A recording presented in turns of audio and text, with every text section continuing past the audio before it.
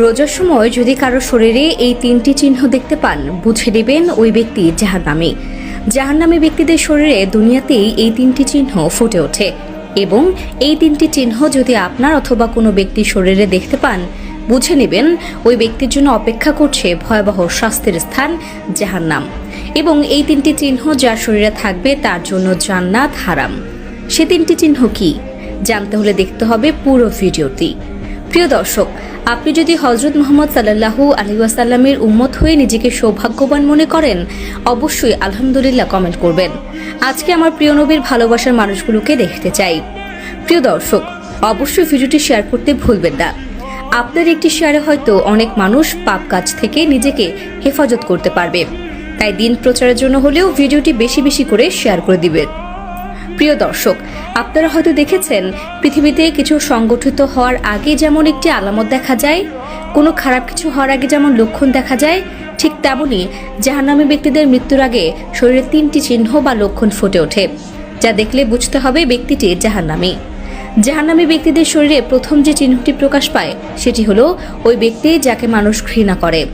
প্রিয় দর্শক, আল্লাহ যাকে ঘৃণা করে বা অপছন্দ করে তাকে আসমানের ফেরেশতারাও ঘৃণা করে এবং বদদুয়া দিতে থাকে, যার ফলে দিন দিন সে সকলের কাছে অপছন্দনীয় হয়ে পড়ে।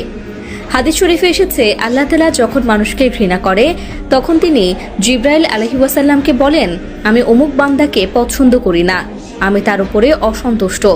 তখন জিবরাইল আলাইহিস সালাম বলেন, হে আল্লাহ, আমি ওই ব্যক্তির উপর অসন্তুষ্ট।